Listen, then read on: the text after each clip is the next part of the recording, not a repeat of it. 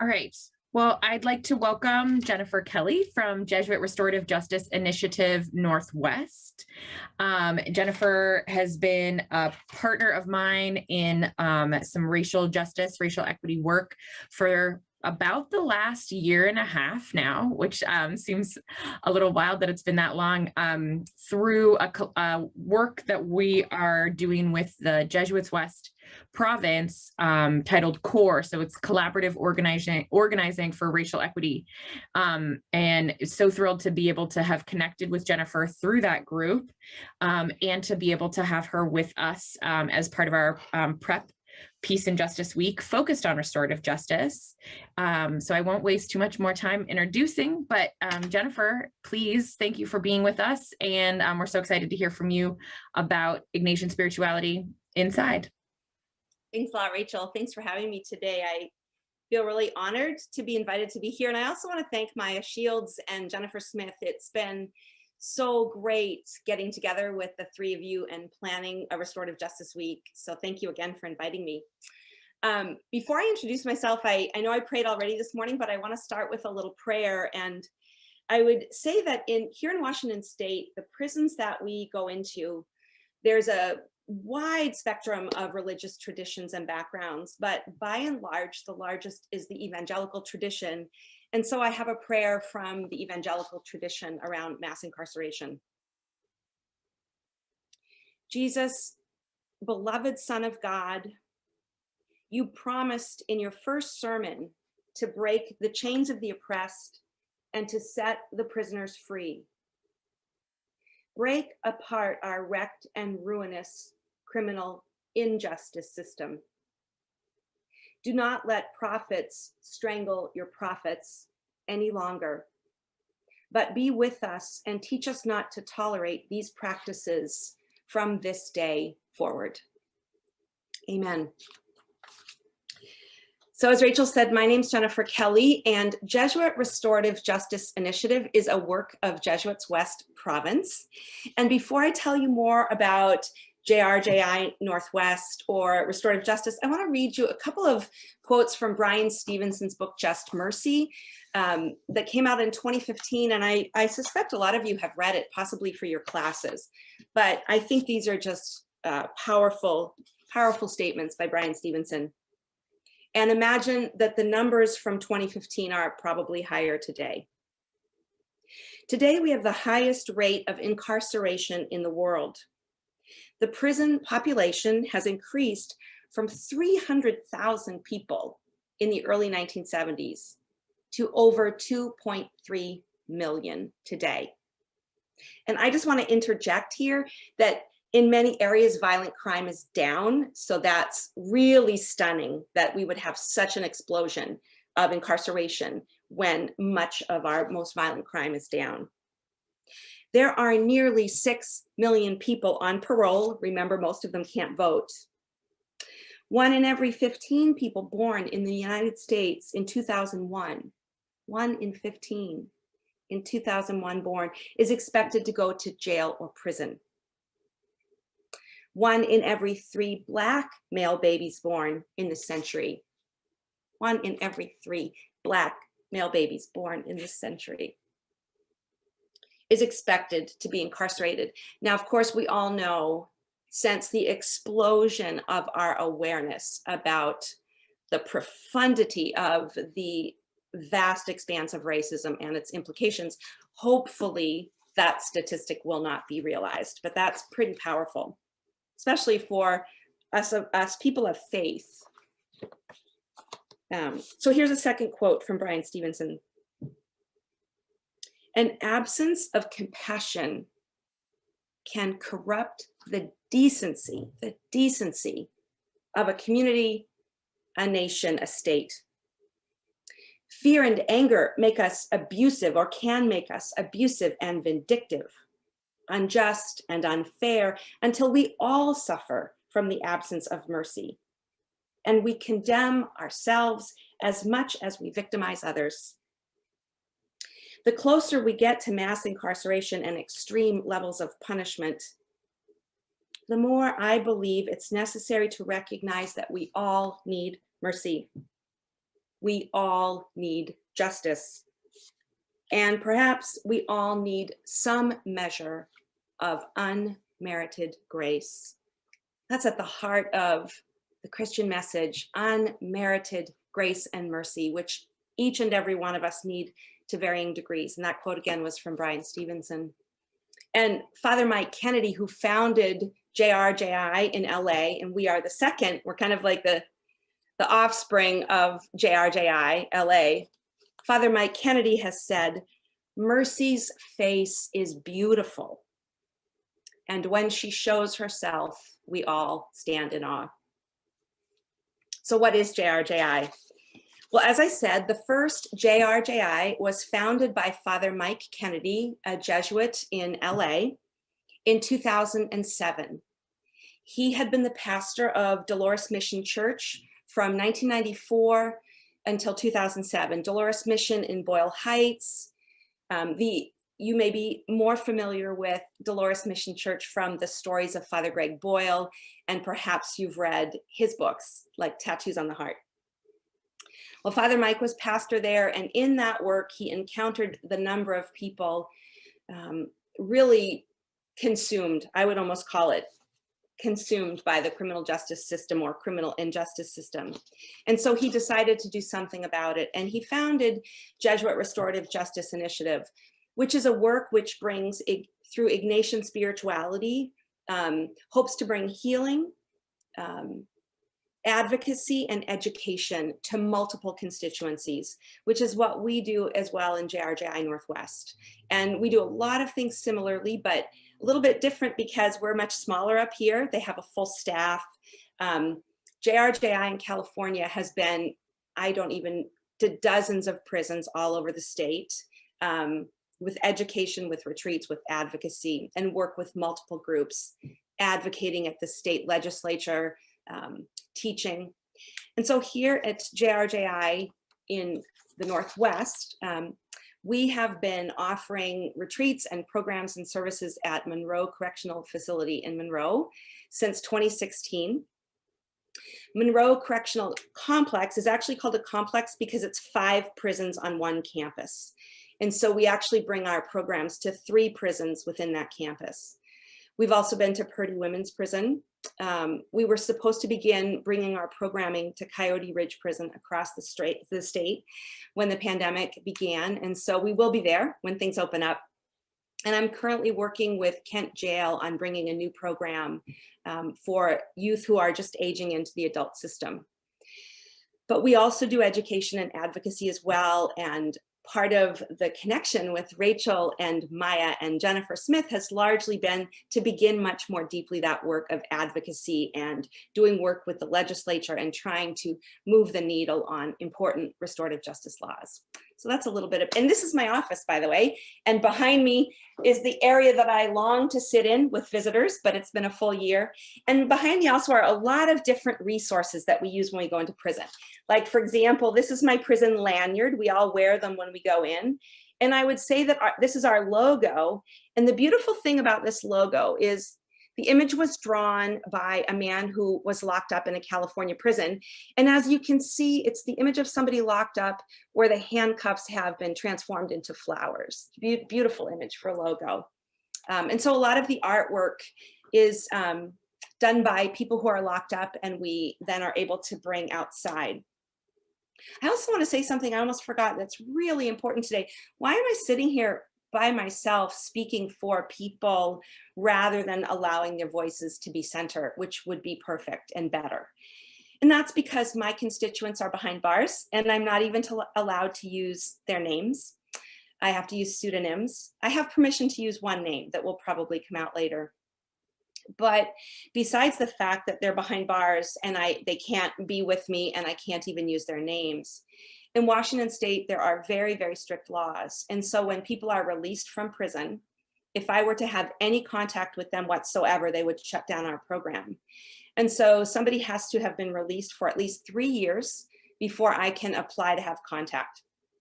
My hope is that over time that I can get an exception to policy and engage people as they're released in our programming, but there is no permission for that yet. So you can keep that in your prayers. because later this week, tomorrow, in fact, you're going to meet Bobby Garcia, a very good friend who is the Assistant Executive Director at Restorative Justice Initiative in LA. And he was locked up for 21 years. And he's an incredible human being. And you're going to love his interview with Maya. And ideally, someday JRJI Northwest will also have leadership from people who've experienced being locked up. But for today, you're stuck with me. So next, what is restorative justice and why is it important? So books are written on this. We could talk for hours. So I'm going to try to collapse into a summary, something that's very expansive. But let's start with the criminal justice system. The criminal justice system as we have it now largely is focused on punishment and retribution. And it's actually completely what we call offender focused. The victim has no place in it. If you're familiar at all with our justice system, when crimes are prosecuted, the prosecutor represents the state, not the victim. And so many victims report feeling extremely re-victimized by the experience itself of the prosecution. They feel silenced often, they feel unheard. And the other thing I would say about it is our prosecutors are not trained in arts of healing. There are great prosecutors out there, and there's, some that aren't so great, but regardless of whether they're wonderful or terrible or somewhere in between, the healing arts is not their training. But very often in prosecutorial contact with victims, their narrative and their belief is that the punishment is going to restore your sense of wholeness. And we know from research and experience and study that that's absolutely not true. And so not only does the system we have now crush the people who are convicted of crimes, it actually is very crushing to the victim as well, and it does very little for society. And the system as we have it rarely involves restorative practices that are going to help people when they one day come back into society. Restorative justice, on the other hand, rather than looking at just who committed the crime and how are we going to make the punishment commensurate with what they did and exact that pound of flesh, that retribution that we think a person deserves, that's a whole other question because the system's really unjust. But instead, restorative justice says, okay, there are three constituents anytime a crime occurs. Very clearly, there's the victim. And in restorative justice, actually, the victim's needs come first. They're seen and they have a voice. Clearly, also, there's what is called in the triad the offender, the person who committed the crime. And if that, usually, restorative justice recognizes that that person may have prior been a victim long before they became an offender. Very often, poverty, socioeconomic injustice, educational deficits and injustice, history of incarceration in the family, poverty, did I say already, drug abuse, mental illness, gang violence in their area. All of these factors have very often kind of completely impacted the life of the person who is arrested. And so that person is also a victim. So that's the second constituent. And the third constituent is the community. So why is the community important? I would share a story from a workshop I took a few months ago. It was on vicarious trauma. And the leader, the psychologist that was leading the workshop, told a story about his mother becoming a stenographer in a police department. And she would sit in and take notes while policemen were interviewing, or policewomen were interviewing people who had been arrested. And everything from small crimes to huge crimes, very violent crimes. And over time, his mother became fearful and much more controlling as a mother because she was so frightened. And she began to constrict his life and what he lived through her fear. And so restorative justice would use that as an example of the third constituent that is impacted by crime. And so in this vision, all three constituents need healing in order for society to be whole again. And I would say that fits really well with our Catholic social teaching, that we have a belief that where one hurts, all hurts. Where one is harmed, all is harmed.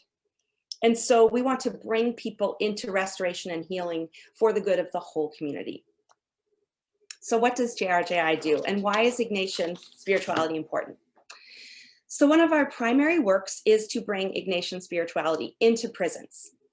Why is Ignatian spirituality so perfect for prisons? Well, when we talk to the men and women the first time we go in, there are some basic tenets that we describe to them that I think capture it.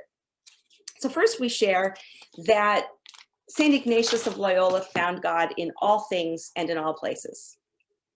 And he would have found God with them, even in the midst of prison. Secondly, Ignatius of Loyola, though he had great respect for the church and participation in it, he also brought the radical belief for that time period that each and every one of us can have direct and unmediated experiences of God.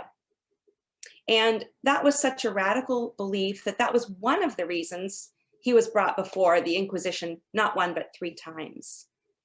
And in prison, where women and men have very little access to spiritual practices and are often deprived of that sense of community or leadership or sacraments, to be confirmed that even when no one is there to shepherd you through the experiences of prayer and liturgy and sacrament, you continue to have direct and unmediated experiences of God.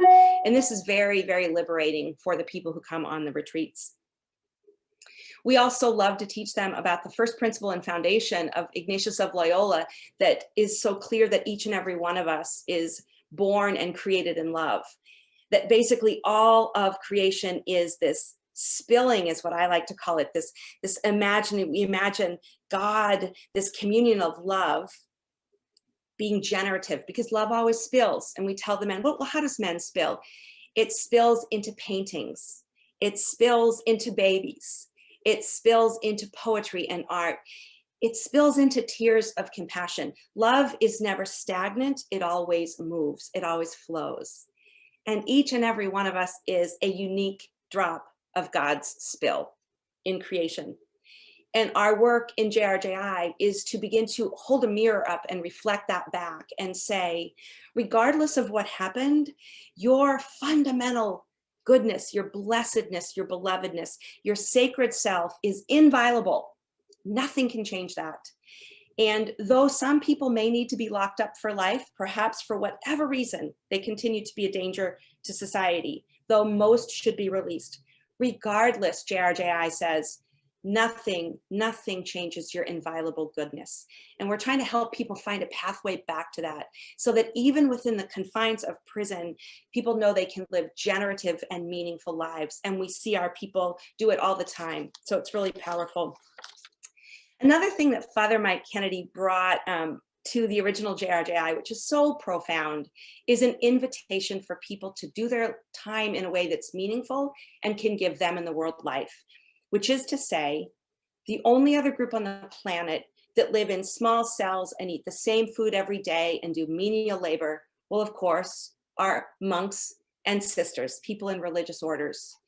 And so in JRJI, we say, if you would like to join your lives to monks on the outside, you can live as monks on the inside. And I'll show you a beautiful man named Jesus was so moved by this, he made a painting for me.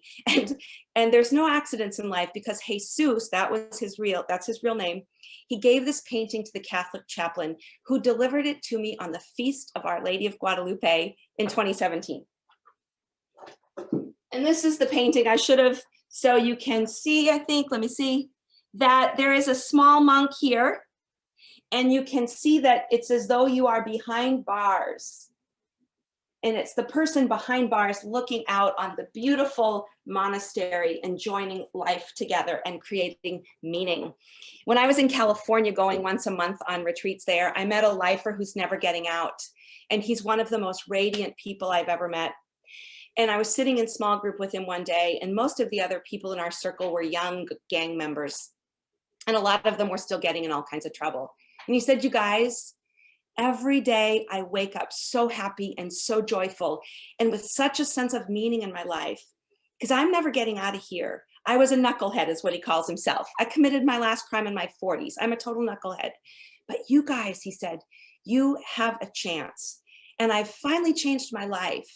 And I wake up happy every single day because it's my mission to help you get out of here, to do everything you can to go out there and have wives and children and jobs. Oh, I get choked up telling this story because I think, how heroic is he? He is a living saint. How many people, and the prison I was in is a maximum security and it's a bleak place, but Joe wakes up every day with a sense of meaning. And that's really the work that we're trying to do in JRJI, is whether people are going to get out someday or whether they're going to be locked up forever, to what I call it, it's defy the lie is the sentence that came to me recently. Defy the lie. And the lie is that you can ever exist, that anyone can ever exist outside of the realm of God's love and mercy and compassion. That's a lie. And JRJI wants to kind of like stand in the gap.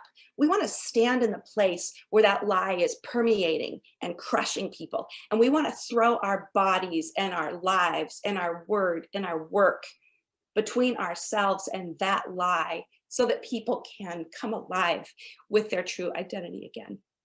Oh, I get a little worked up about this topic, but I think it's because for me, there's so many faces that go with this story. And I've met so much injustice and despair and cruelty. Later this week, I could talk about the kind of laws, enhancement laws, bail bond practices, people being talked into taking a plea who should have gone to court and been exonerated. Like, I could go on about that, but other people are. But a lot of people, our system destroys lives, and in destroying lives, it destroys families and communities. Okay, Ms. Ford, how many minutes do I have left? That's perfect timing. I was just going to jump in. We have about 10 minutes left. Great. Okay, I told Ms. Ford to tell me when there's 10 minutes left, because the last story I want to tell you is something that I didn't think of till last night. I'm like, that's the most important story right now, because this story captures the upside down logic of the Gospels and of Jesus and what we're meant to be about. So the story involves two men on February, gosh, it was a Saturday in February, mid-February last year. And we were having a JRJI retreat in a general population unit at Monroe. And Father Peter Ely, a Jesuit from Seattle University, 81 years old, had decided he wanted to be part of the JRJI team. And Father Peter has been a friend for over 30 years, and I love him to bits. And I was so excited. So he was going through training and getting badged so he could start to be a regular presider in prison and work with us. So it was his first time in, and he was in my small group so that he could just observe for the day. So another gentleman was in our small group that I was only meeting for the second time, and I'm going to call him John. John is an older prisoner, probably in his 60s, incarcerated for a nonviolent crime, and he was in a different prison in this state. And in that prison, he had a cellmate. And so, you know, the corrections officers, people who are locked up, nobody has a right to know anything about who they're with. So neither the guards nor the prisoners themselves know the story of other people who are locked up. So he had a cellmate who he did not know was severely mentally ill and had a very violent criminal history. And here's a gentleman in his 60s who had a non-violent history. And they're locked up together. And they became good friends. They shared meals together. They would share the food they buy in the commissary. They broke bread together. They shared the word of God together. And John talked about how wonderful it felt to have this friend and cellmate. But he didn't know that he had another side. And one day that cellmate had one of his episodes of severe mental illness and violence, and he beat John to within an inch of his life. He was hospitalized and he sustained severe head injuries and neurological damage. So when I met John, when he talks, he would try to like hold things and his hands shake like this. And he always has a Bible in his lap, and he's very gentle, and it takes him a long time to speak. And he was sitting next to Father Peter. Now, Father Peter, coincidentally, had recently, before then, some episodes of severe heart arrhythmia, and he was very frightened. And he'd been hospitalized in January, and he needed another procedure. And he never told me that the night before the retreat, he decided, I don't want to go on this darn retreat. I don't feel well. I'm anxious. My heart's bothering me. Why did I say yes to this? I'm just going to call Jennifer and tell her I can't do it. And he was very funny. If you knew him, he could get a little worked up like that. But then he prayed about it and he thought, I'm just going to sleep on it. Not going to say anything to Jennifer. So he woke up in the morning and he felt strangely peaceful, and he decided to come, and it meant getting up at 5 in the morning. And so anyways, he came and we had the retreat day. And in my group, the sharings go very deep after we do these guided meditations, gospel-based meditations. And the men shared stories of their own trauma, of their anger, and they're very loving to one another. And the kind of men who come on the retreats are people who really want to transform their lives. So very profound sharing. And I'll never forget, I wish I'd gone home and written down every word, but I didn't know that Father Peter was going to die suddenly. That's the part of the story many of you probably know, but exactly 8 weeks later on Holy Saturday, Father Peter was out for a walk and he collapsed and he died on his own. And he never did get to come back into prison again. So I wish I'd written down every word he said at the end of the day, but it was basically this. He started to weep deeply, and I believe he would give me permission to tell you this. He wept and he wept and he wept. And then when he could finally speak, he said, I didn't want to come today. My heart was out of rhythm. I wondered, why the heck did I say yes to Jennifer? I even felt annoyed with her. He said, I just was out of sorts and kind of angry about it. But I felt peaceful and I came. And he said, you know, I'm a priest and I'm 81 years old and I've spent all my life struggling sometimes with my authentic emotions, with being honest about my anger, with being honest about my vulnerability, with who I am. And then he started to cry again and he had to pause. And then he said, but I've listened to you all day and I feel that you've taught me, that you've ministered to me, that you've been my teachers today. And I leave today wanting to be more like you, and I can't wait to come back. And then he just cried and cried and cried. And the man that I told you about, John, he reached over and he placed his hand on Father Peter's shoulder, and he just kept saying, oh, bless your heart, Father, bless your heart. Bless your heart, Father. And then all of the men just kind of wrapped Father Peter in love. And I wonder now, was that the final blessing that Father Peter received? Because I don't know how often priests receive blessings, but he was blessed. And was the blessing for John a moment where the cursed, the one who is cursed, becomes the blesser, and the first become last? And it was such a profound moment. And I think that captures what we're about in JRJI Northwest. And so to close, I'd like to share a song that I wrote a number of years ago after first going into the prisons in California. And it was inspired by, I'll show you a picture of, this is Jay. He's been released from prison. He was a young gang member. And we were having a conversation about what Pope Francis's visit meant to people who are locked up when he went inside the prison in Pennsylvania. And all day in 2 different yards, the men were talking about how much it meant that someone of such importance cared about them. And the words Jay spoke was, he said, yeah, and he said, on the outside, they're all asking him for selfies. But if he came in here, we would ask him for a blessing. And I was so moved by Jay's words that I felt I had to come home and put them to music. And so thank you so much for inviting me to be with you today. Thank you for your care for people behind bars. Thank you for the incredible work you do at PrEP, and God bless you for the rest of the day. And these are my friends that you get to meet in the song. Thank you so much, Jennifer. We're going to close. I'm going to share this. There's a video and song here.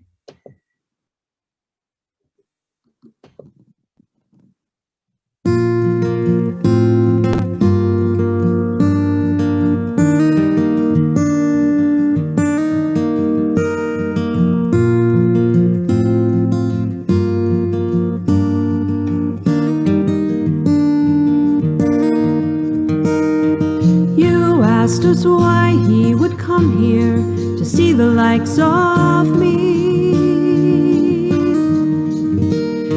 and what it could mean that he'd wash our feet down on his knees. But I don't know from where such love comes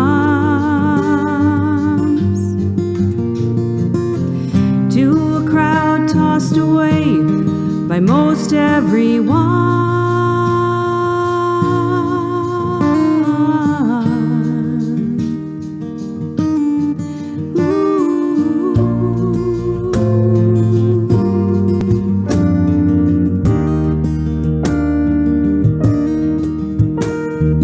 Is it perhaps he can see us the way we began, as perfect and beautiful like other women and men? We got caught in a web not of our design, had to fend for ourselves before it was time.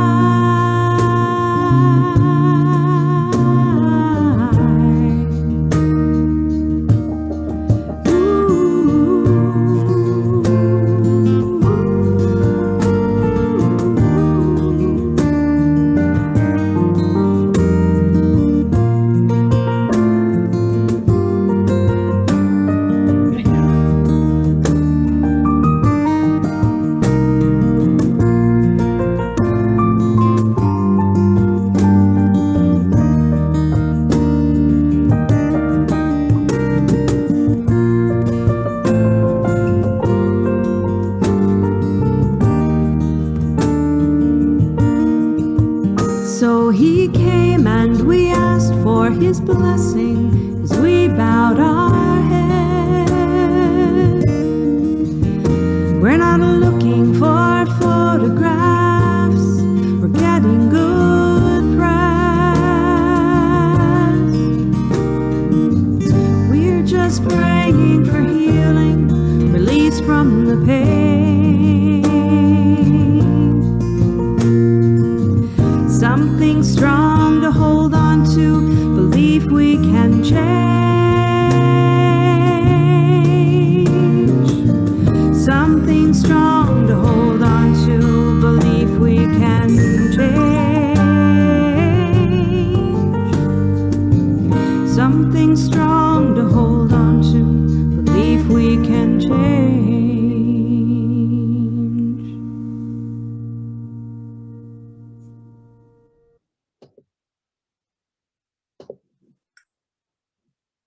Oh my gosh, Jennifer, I don't think that I can say anything to follow that. Just thank you so very much for sharing of yourself with us this morning, and particularly for that song.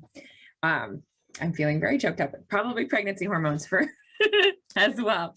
But I really just so appreciate you and the work that you do, and thank you for sharing yourself and your time with us this morning. And we look forward to connecting with you throughout the week this week for our Restorative Justice Week. So thanks so much. Wonderful. Thank you. God bless you all. It's really a privilege to be with you. Thank you. Thanks for the work you do.